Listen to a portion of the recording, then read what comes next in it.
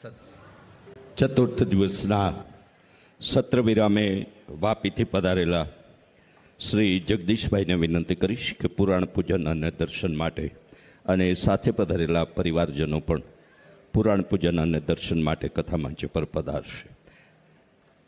પૂર્વ કથા યજમાન સુરતથી પધારેલા પરમ ભગવદી ભરતભાઈ બુહા અને એમની સાથે પધારેલા પણ પરિવારજનો પુરાણ પૂજન અને દર્શન માટે કથા મંચ પર પધારશે. ચતુર્થ દિવસના આ દિવ્ય ઉત્સવના સાક્ષી બનેલા સૌનું ડોમ્સ પરિવાર વતી હાર્દિક સ્વાગત કરતા આભાર વ્યક્ત કરીએ છીએ અને ડોમ્સ પરિવારના પરિવારજનોને ચતુર્થ દિવસના આરતીમાં સહભાગી થવા માટે સૌને નિમંત્રણ આપી રહ્યો છું.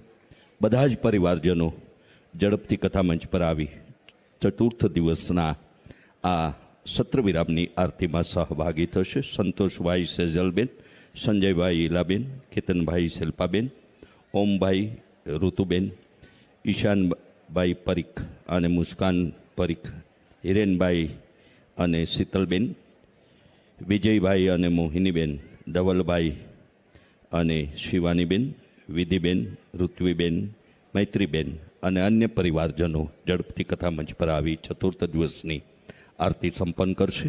પધારેલા સૌ મહેમાનો મારા જમણા હાથે આ શિવ વિવાહનો એ પ્રસાદ લઈને જ અહીંથી પ્રસ્થાન કરશે તેવી ડોમ્સ પરિવાર વતી વિનંતી, નિમંત્રણ અને સૌનો આભાર વ્યક્ત કરતા આવો ચતુર્થ દિવસની આરતી સંપન્ન કરીએ.